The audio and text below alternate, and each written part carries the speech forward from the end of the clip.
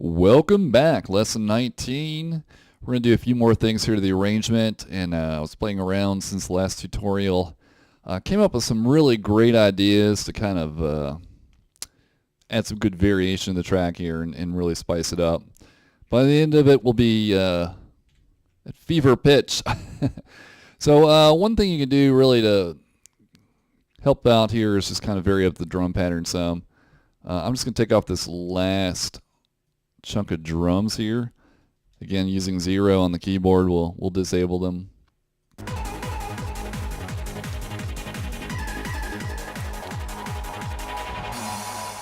Just kind of helps bring it into the breakdown there.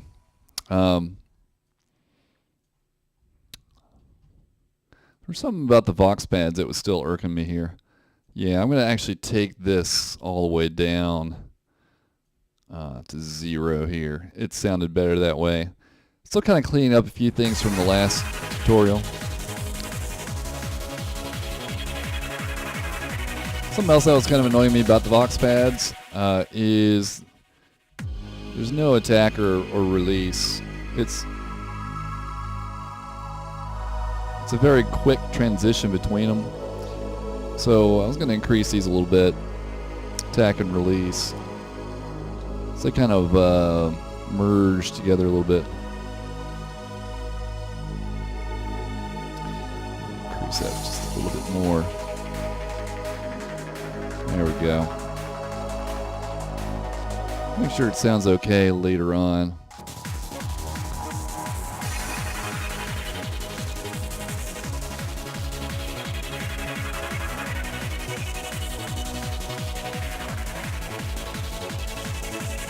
Okay, another thing I was noticing too is the this dark soundscape. It had kind of some cool like high frequency stuff going on. Kind of like sparkly kind of stuff up top, and you lose that with this auto filter. It's almost inaudible. So if you group Control G, you'll group this auto filter. Bring up the chains here. I'm actually going to drop in another auto filter and set it to high pass mode, and this should just allow those little higher frequency things to come through. So just a few other things I wanted to fix up from before. And also I thought it would be nice to take out, actually take the drum loop out from here.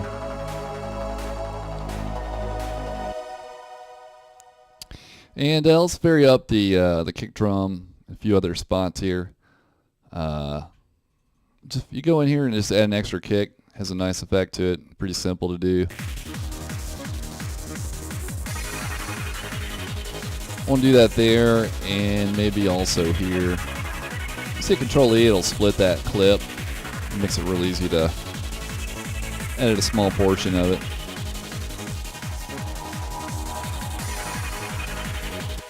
I was thinking too, it'd be kind of cool to add a snare roll right about here as we come into that second breakdown.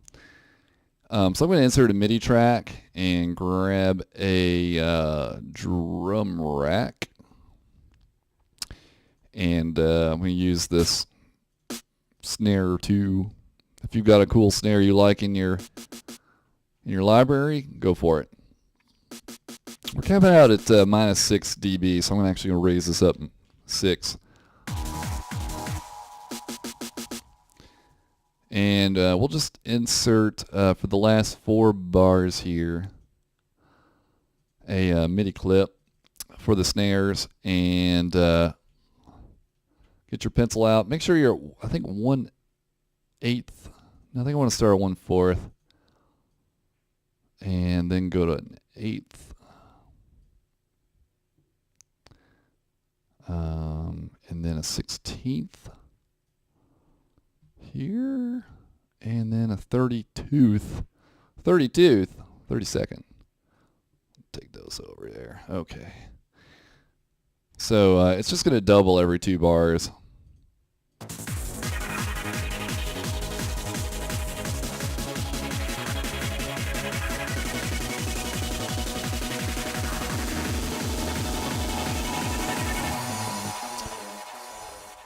And I really like using the frequency shifter with snare rolls.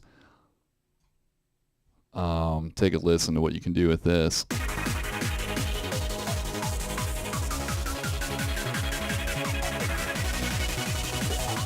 So do some really neat things there. I'm actually going to record. I'm just going to record the automation and go for it. Here we go.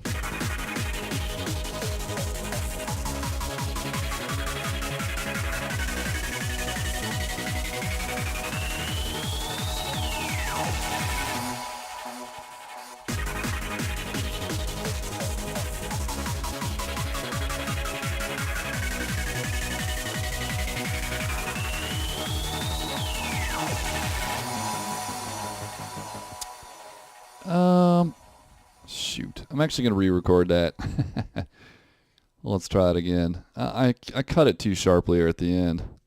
Just delete this automation and come back and try it again.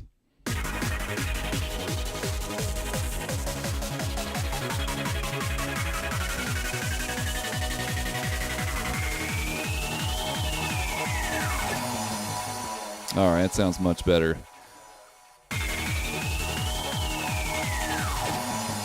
All right, very cool, very cool.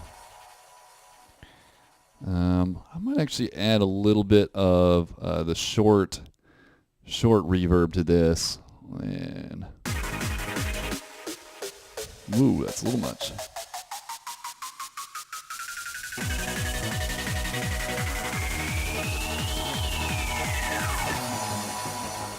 All right, very cool, very cool. That sounds great.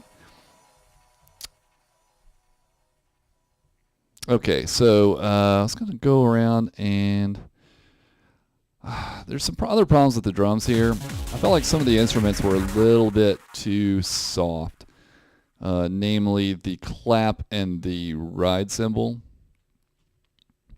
I'm just going to add a compressor on here. I really like the snare compressor preset. Works just fine right out of the box.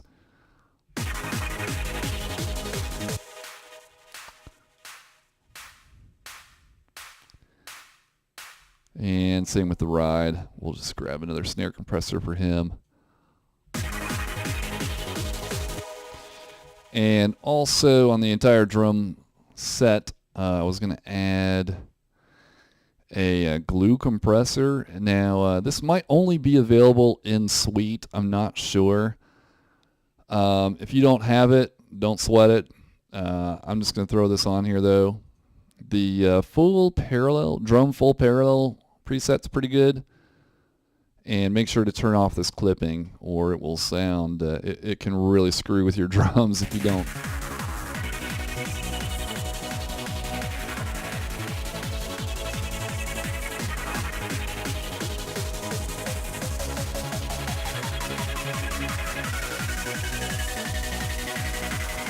It's not really hearing the open hat, so I'm going to adjust this some.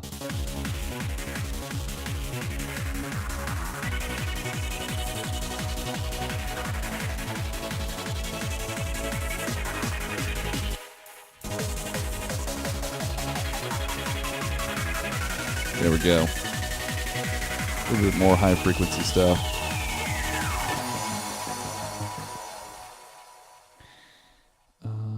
Okay, let's actually split this off. Let's do that same clap only trick here. Kind of go into the breakdown.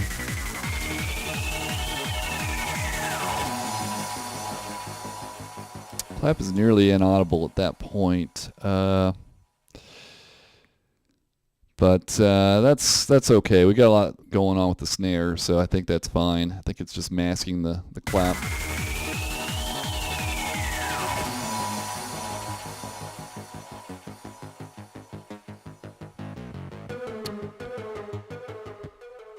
All right. I want to go ahead and add a few more extra kicks in here, just to kind of add a driving effect here in this part of the track.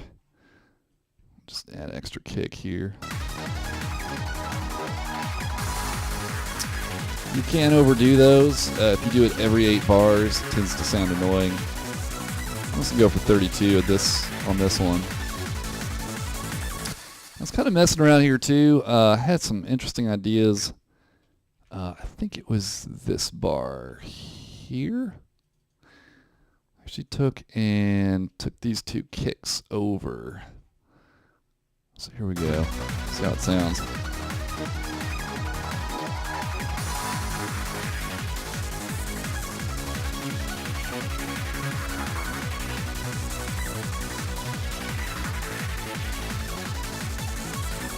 Yeah, it sounded pretty cool. I think we'll just do it in that one spot. You can get real crazy with altering your drum patterns and use that to some pretty great effect, but I'm not going to overdo it here in this tutorial. I'm going to go ahead and do the same for the outro. I guess you get the clap and then the cymbal there. That's pretty good for the drums, I think. Just checking over my notes here. Now, I wanted to get real funky with the bass here. I actually had some interesting ideas with the progression here. And I'm actually going to turn off the lead for now. And we're going to try some things out here. So if we look at the bass, if you hit Control L, you get a loop there. And I was going to take this 8th bar and take it down to F sharp.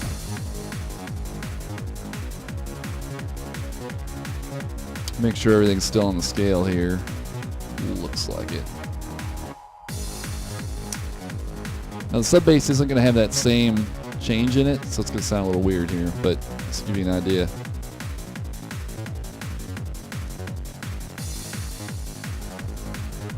Sounds pretty good. We're going to do on this one, we're actually going to take it up to F sharp. And make sure everything, once again, is on the scale. I believe so.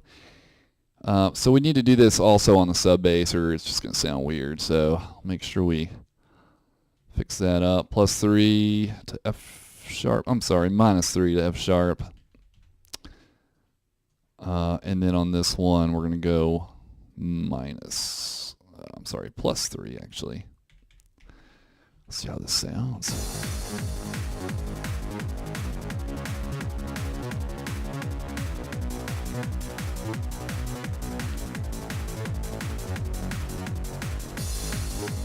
I'm liking that. It's got kind of a dark, edgy sound to it. Very nice. See how it goes on this side. We might want to drop this an octave. I like it. All right, it's sounding pretty good. Now we need to fix the main as well. So let's grab the 8th bar of these notes. And let's see here. Go to F sharp -3 on those. And then on the last bar here, grab these. Go up 3 notes. Should be correct. F sharp. Bring the lead back in. Let's see how this sounds. Boom.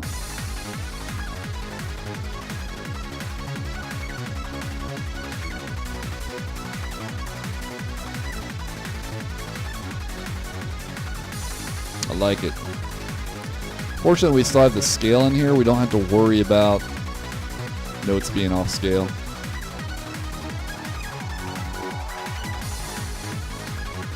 And one more idea I had for the lead. These last 3 notes, I actually want to swap the order of this one and this one. So this is up here at F sharp 6. Let's bring this down and take this up to F sharp 6. It's got kind of a neat sound to it. Here we go.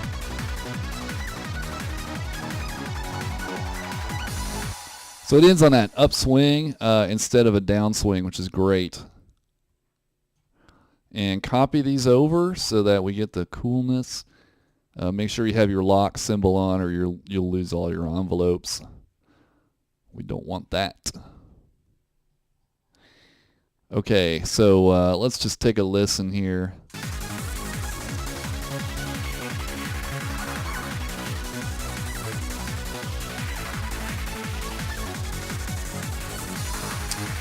See how that extra kick sound comes in. Oh, that's nice. That's sounding great.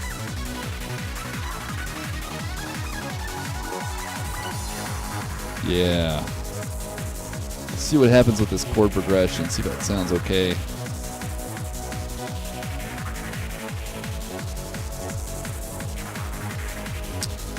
Let's play around with this. See if we can. If we do this and oops, get on there. If we just take this down 3 notes to F sharp, and this one's off. So let's see what this sounds like.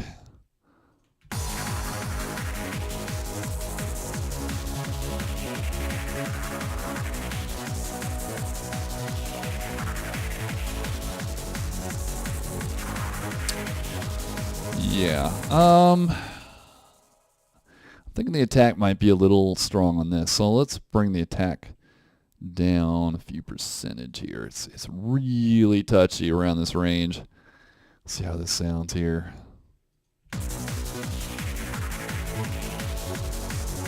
There we go. You can actually hear it. And then on this side, we'll want to go up 3. 1, 2, 3. Let's see how that sounds.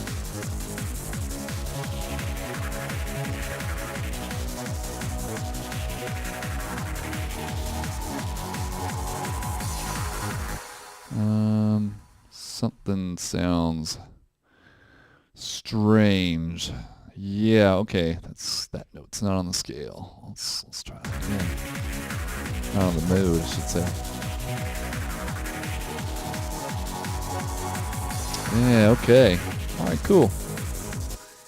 And then in this section, we're kind of going back to this flat bass here. And I wanted to, I had some really good ideas here. If we split this here, let's just grab this bar and go up 1 note. And this one's off. I'm going to take that to G sharp.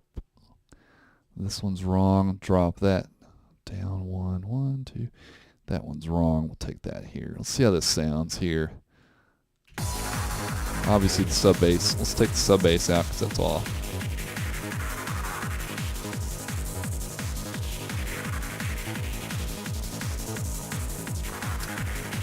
Yes. Okay, that sounds pretty awesome. You can really, just nudging things around a note or two can really make all the difference in the world. So definitely play around with your notes and see if you can create some cool effects. Let's go ahead and consolidate those.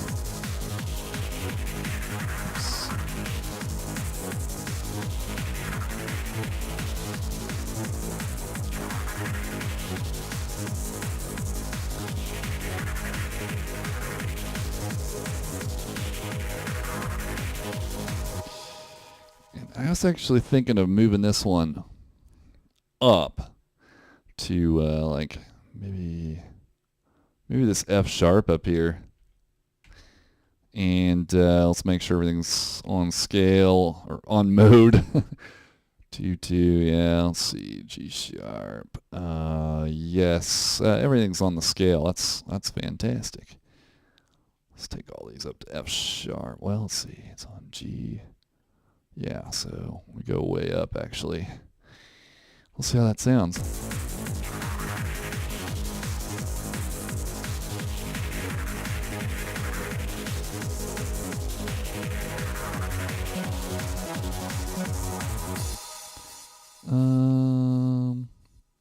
No. Let's try, let's take this first half back down to A. So that would be the second of our scale. This one's off. Let's go up there. Let's actually grow, and we'll do 1 octave down. And let's take these ones here all the way down to A, and drop this one, and G sharp, or G is not on our mode.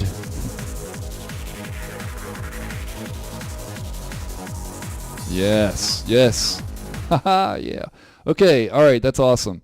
I'm also noticing here the Vox pads aren't really, they're they aren't doing so hot. So I'm going to actually, it's because the attack is high, you can barely hear them. So I'm actually going to take these out to be 2-bar notes. That should help with that.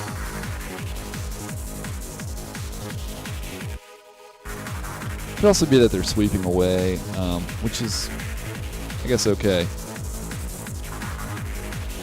While we're at it, let's go ahead and take these up one. This will go up a note. Let's see here. 1, 2, 2, 2, 1. We're fine. And let's just copy this over here for simplicity. This will actually end up going back to 1 bar. And this goes down to F sharp. And this is probably not correct. Let's try this. Now let's hear how this sounds. We've nudged just a few bars here, 1 note, and it makes a huge difference.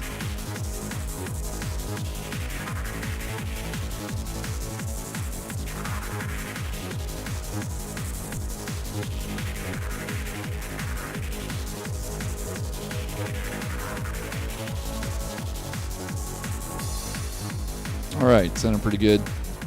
I actually take this. Ooh, I don't want a new note there.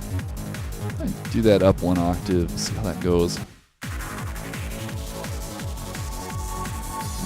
Nah. Nope, nope, nope. We'll go ahead and leave this part flat. You know, that's kind of the outro. We don't need to do any fancy tricks there. But I am thinking that maybe it'd be cool to have some of this funky bass near the beginning. I'm not sure. If you have some of these cool tricks here, let's say all the way at the beginning, but then you don't do it in the middle, it's going to sound a little strange. I almost feel like it's better to just introduce it here in this second main part. This is the climax. You add a new element with the bass. That makes a lot of sense to me. So if we bring this in, see how it sounds.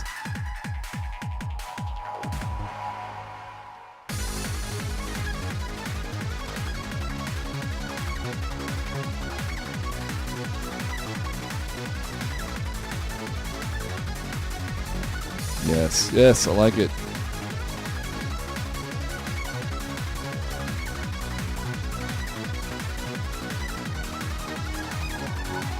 Yes.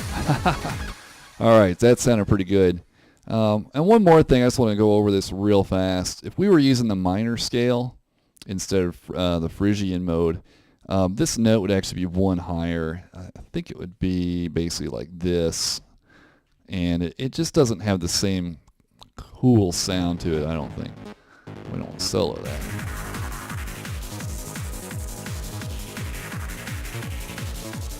See, I don't know, it just doesn't sound right. Man, you go to Phrygian mode, it's awesome. So yes, minor scale, normally you would kind of avoid using the second. In the Phrygian mode, you want to embrace using that second note because that's where the interest comes from. So I think that's it. I'm going to go ahead and make one last listen and make sure there's no other problems. If there are, I will do a tutorial on fixing those. If not, we're just going to go on to the mix down and mastering in the final tutorial. So hopefully you've all made it this far. We're almost done. Control S. Don't forget to save your work.